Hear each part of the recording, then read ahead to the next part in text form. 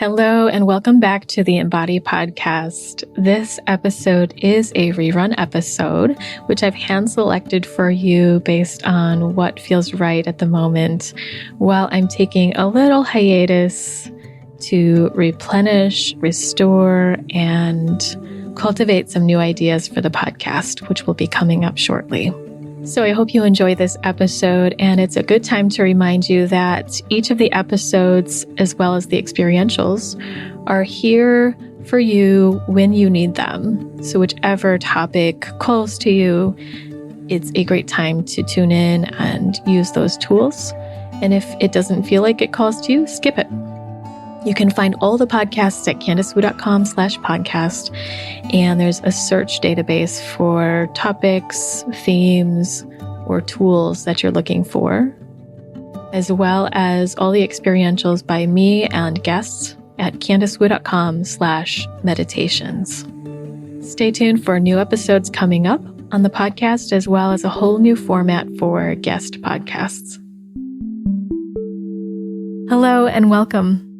You're listening to the Embody Podcast, a show about remembering and embodying your true nature, inner wisdom, embodied healing, and self-love.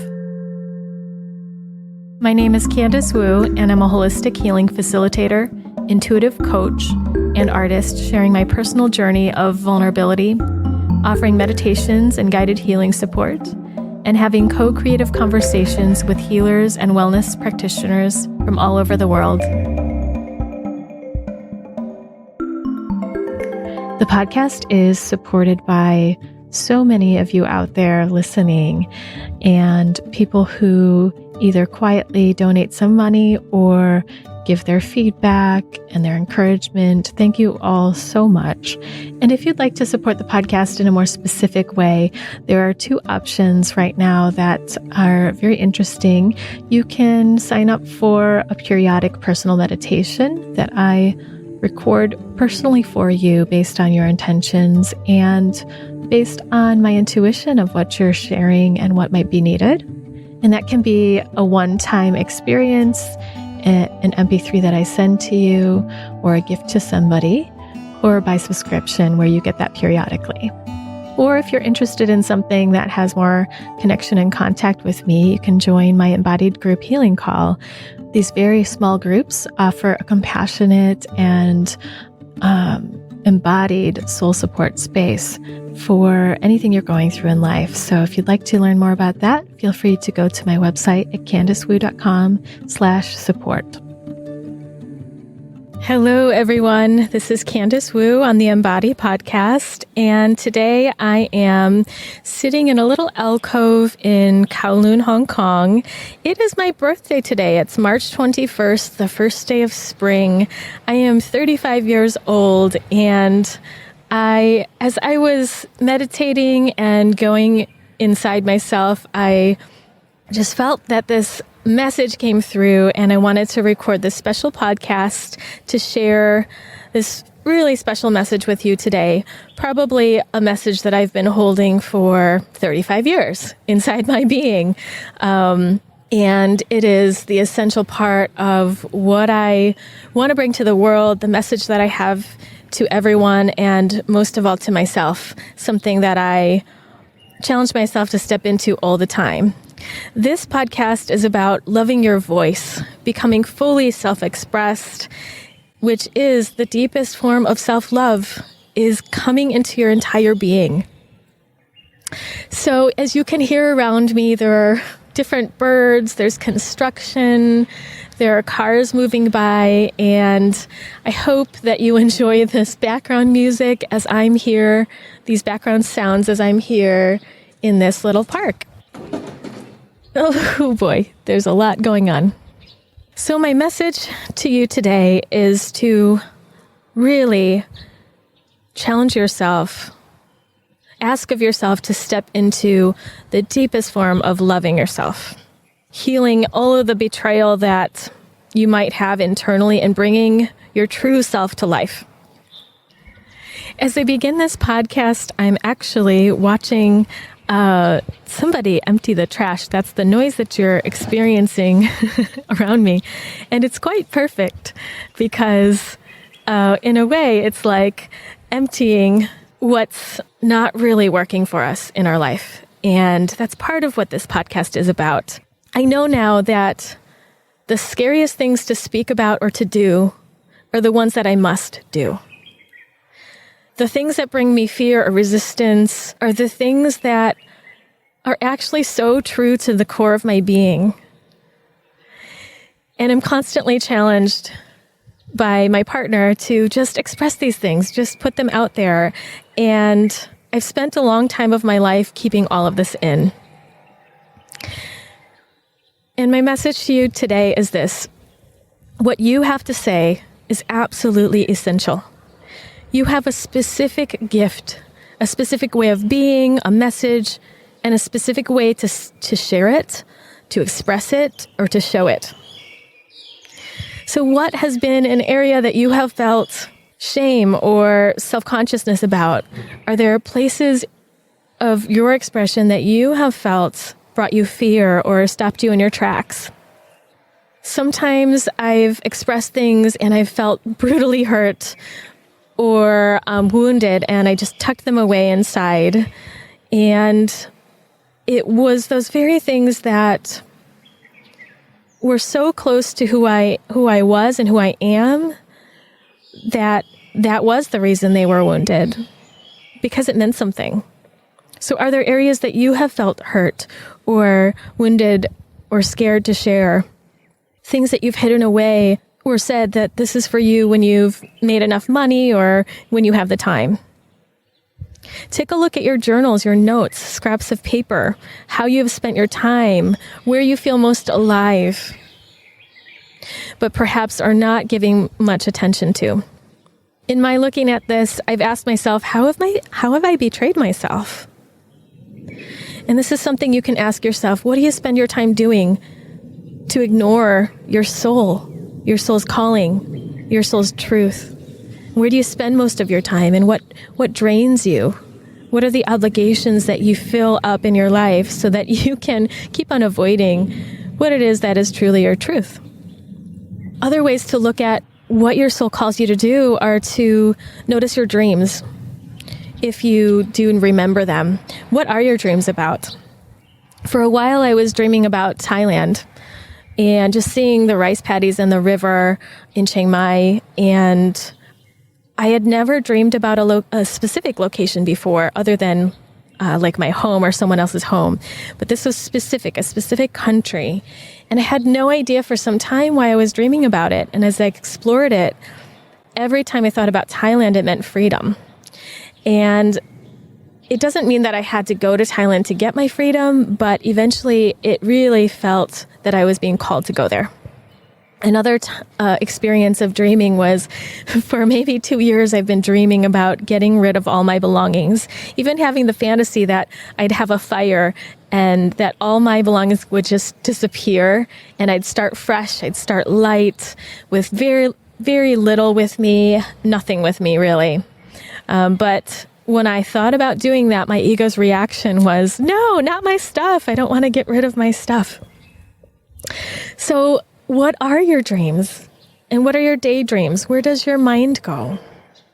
Chances are that these are the keys to where some of your gift, your passion, your desire, or your dharma, your purposeful path or journey in life lies.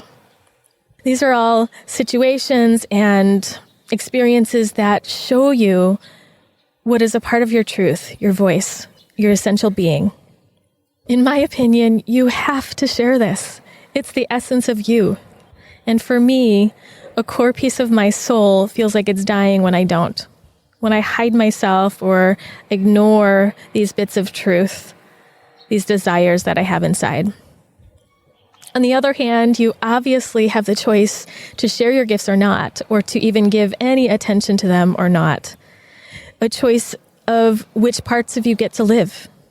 The fear and the maintenance of the life you have, the ego that tells you that this earthly life is important, these daily tasks are important, to-do lists, or the perfectionism that makes you want to withdraw and not go for it.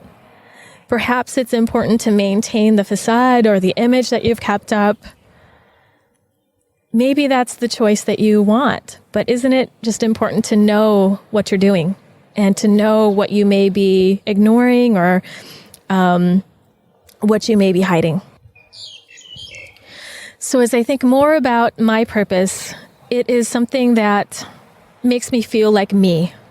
What part of you or what activities, what way of being makes you feel like you, like completely yourself? And if you ignore this or don't give any attention to it, what part of you dies? Will you accept dying in this way? Would you agree to this kind of death? It sounds like a very slow and painful death to me, which is the life I'd been living for many years. My friend Andrew Royal, who is in Milwaukee as a psychotherapist, says to me this quote, "This is how I will die." And he uses that line for almost everything he does. When he makes a choice, or when he has a thought, or when he chooses to express himself or not, even a simple action, he has thought about, this is how I will die. Am I okay with that? And I really like that. My message today is not a message of pushing away and rejecting who you are today, the life you've created, what fears that you have, and who you are with those fears. It's really about honoring those parts of you that are already here and more of you, the parts of you that you've kept away. It's time to bring them out into the light instead of letting them die that slow death internally. Is it a coincidence that we see death all around us? On a spiritual level, this can be seen as a message to us, a reminder of death, a reminder of life then, because death forces the knowledge of life and what's living. And what will not live anymore, what is dying, what will soon die. In this type of group processing that I'm involved with called group relations or Tavistock, or if we look at shadow work in Jungian theory and psychology, the destruction that surrounds us, that we allow, that we partake in, or that we're bystanders to, or that we're even stepping up to speak out against, perhaps we need to see it, to come to some strength and truth within, to compel us sharply and fiercely into who we need to become in ourselves, that which we cannot wait any longer to do. So I ask you, when will it be more or equally important to share who you are, who you truly are, more important than money, to-do lists, the image that you're holding up? When does dying for your passion, for a purpose, come into play? I think about movies of war, when men and women have gone to war and chosen that they will die for a certain cause or a belief set that they are truly wholehearted in, at least from the fantasies that I have seen about in the movies I've seen, it touches me really deeply to feel their conviction and their commitment, the thing that they believe in, that they're just driven by. That thing that is beyond this life, beyond the human form, the idea or the truth that they feel entirely given to, surrendering to. To me, that's a life worth living, and that's a life worth giving to, where you're full in your potential, in your being, in what you specifically came here for.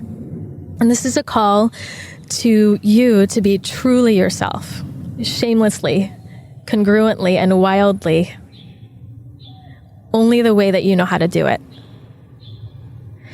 Your dream and your yearning do not have to be giant or outlandish or crazy. It doesn't have to be a big idea or big thing. Don't pressure yourself that way to be more or less than you already are. What you want, who you are, is already there. It's already living in you. It's just about allowing it to be seen, grounding yourself in your body, healing what's in the way or what parts of you are stuck in time, stuck in the past, stuck in pieces of trauma, or unfinished, incomplete experiences.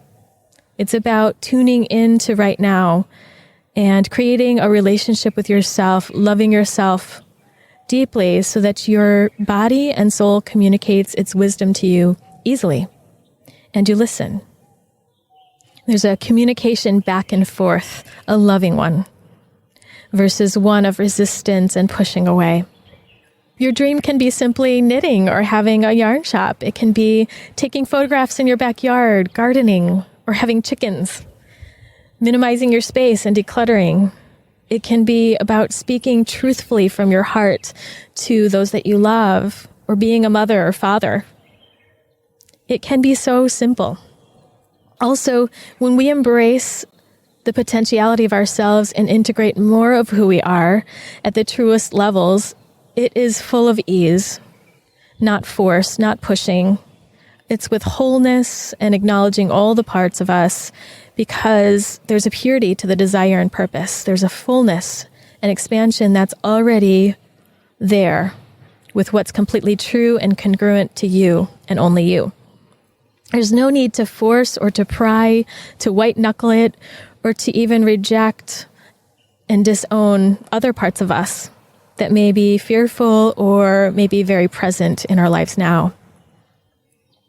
And as you think about this, does judgment or fear of what others will think about you stop you?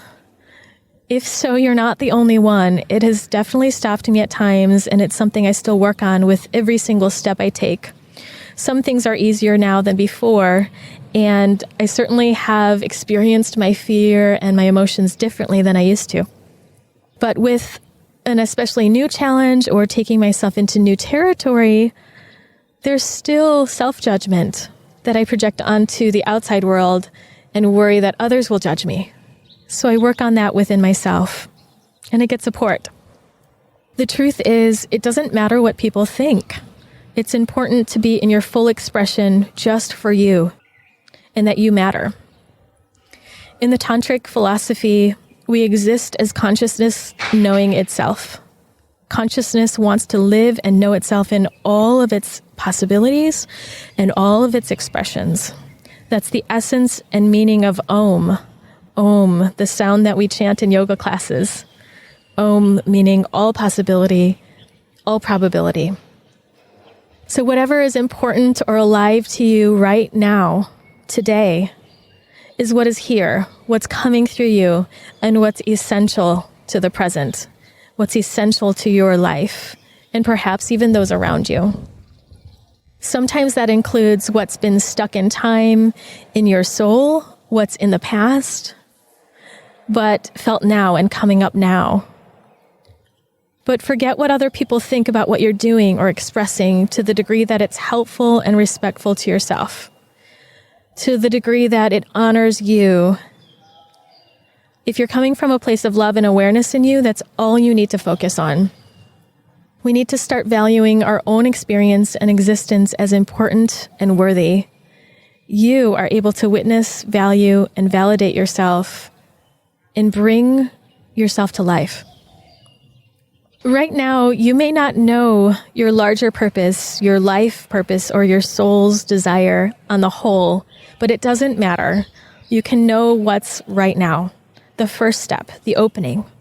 For me, it was noticing the dreams of decluttering and getting rid of all my stuff and just seeing what that was all about, exploring it. It didn't mean I had to get rid of all my stuff. It just meant, see what this is about, Candice. And at that time, I didn't know why I needed to. A lot of times our soul gives us messages and we don't know why. For me, I wasn't ready to face the fact that I deeply wanted to explore and adventure through traveling. It brought way too much fear. After all, I came from a Chinese family that was poor. My great-grandparents starved to death in China. Luckily, my grandpa survived. My grandparents on my father's side seemed to feel like they were never enough. And even to the degree that my great-grandma would eat every single grain of rice, recycle all the bits of scrap paper and fabric. And while this was resourceful, it also seemed to come from a place of not having enough and pinching pennies.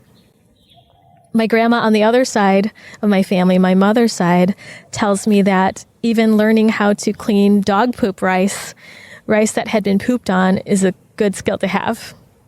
Why? Because you might need to, and she had to. My fear was far beyond what happened to my family lineage. It was the belief set that didn't shed itself when times changed, and that my ancestry didn't shed that belief when times changed.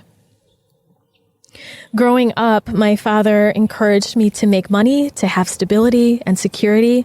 So having a job as an art teacher, while that didn't quite make sense to him, that I wasn't going to be making enough money in his standards, it was something. It gave me health insurance. It gave me a consistent employment that I could count on for the most part. Well, my joy didn't quite matter. Luckily, my mom was always about following your heart. However, that wasn't so easy because I didn't see her do that until my late 20s. Not that all of these stories were everything, but the family lineage and seeing my parents and what they were sharing with me was the first way of knowing how to be in this world, coming into this family. And then, not to mention societal consciousness, the beliefs that society holds, or at least the ones that I directly experienced. That brings another dimension of fear and conditioning. So for me, the realization that I wanted to travel brought so many fears. How could I travel and make a living? How could I have enough? How could I be enough to have it? Was I worthy of it? It was completely outside of my family's scope of how life worked, what you could do with life, and what it meant to be successful. So I did the best thing. I ignored it and hid this part of me for almost 25, 27 years. That worked for some time, but I couldn't help but feel trapped in different career situations, even when they were fabulous and amazing experiences. As I did more healing work on my previous trauma and releasing the fears that lived in my body, the beliefs that I had inherited in my ancestry, to even know that those existed and to bring them to light with love, all of that helped me to begin seeing that I was a part of this whole universe, that I wasn't so separate as I thought, and I was a piece of this universe as complete possibility. And I mean that on a very deep and powerful level, on levels that I've not yet tapped into. And yes, I mean the levels of levitation and getting stabbed in the gut with a knife and not bleeding at all kind of thing. Or manifesting honey dripping from a Buddha sculpture out of nowhere. Manifesting things that my mind does not comprehend are possible, or doing things that I don't think are possible. Things I've heard about and that I've learned the beginnings of, the pathway to those, but I don't know that in my body yet. But doing those things don't really mean anything to me other than experiencing the marvel of the power within me. What matters to me is the storehouse of love and power in me specifically that wants to express itself. The consciousness of a particular kind that I hold in my very being, in my very existence, at the core. And so for me, I could begin to take those steps of expressing from a pure place of my being by accepting and healing all the fears that came up in me, knowing myself on the level of another belief set, one that came from love, loving, and potentiality. And each step I took with that, I saw more and more of my vision. I saw more and more of my gifts and truth, myself in the moment, and being present for what I'm here for. So I realize I'm here to experience, to live and to love fully, to feel everything I can. And I mean everything. I even enjoy feeling sadness and anger and joy and delight. I'm here to adventure and claim all the power within. and to feel completely connected with those around me, connected to the universe. I'm here to integrate all the possibility that I am and to support and inspire others in seeing and loving themselves, to give themselves over to themselves. So what are you here for?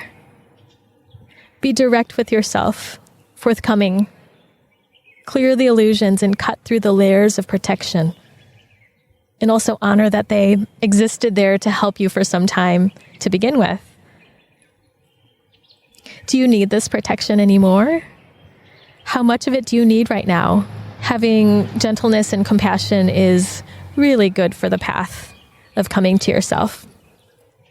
There's no time to waste on getting started, noticing that there is even something in you that calls to you is step one, the awareness. This has its own transformative power. And the more we give ourselves to the things that are just keeping our lives afloat, sustaining us, sustaining our work life or our image with our colleagues, the more we're colluding with a false life.